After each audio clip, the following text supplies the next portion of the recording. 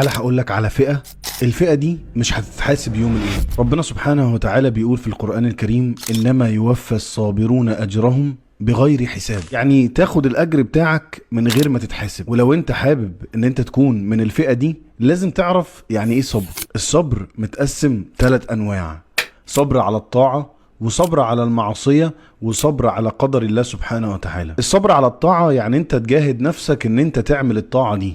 الصلاة تقيلة عليك، انت بتعمل الطاعة دي. الصدقة تقيلة عليك، انت بتصبر وبتعملها. صلاة الفجر بتيجي في وقت صعب، انت بتصبر وبتجاهد وبتقوم. ده الصبر على الطاعة. الصبر على المعصية ان انت بيبقى نفسك في حاجة ان انت تعملها ونفسك تشتهيها بس انت بتصبر على ده. الصبر على الأقدار ان ربنا سبحانه وتعالى ينزل عليك قدر معين وانت تصبر على ده. يعني لو نزل عليك بلاء او حاجة تصبر وتحتسب، ده عند ربنا سبحانه وتعالى. لو انت صبرت على الطاعة وصبرت على المعصية وصبرت على قدر ربنا سبحانه وتعالى، انت مش هتتحاسب يوم القيامة. انا مش هقولك المميزات اللي هتاخدها في الدنيا لان دي لا تقارن بان انت مش هتتحاسب في اليوم اللي الناس كلها هتتحاسب فيه. فلو انت عايز تبقى من الناس دي اصبر وقول لغيرك عشان غيرك يستفيد، وربنا يتقبل مني واياكم.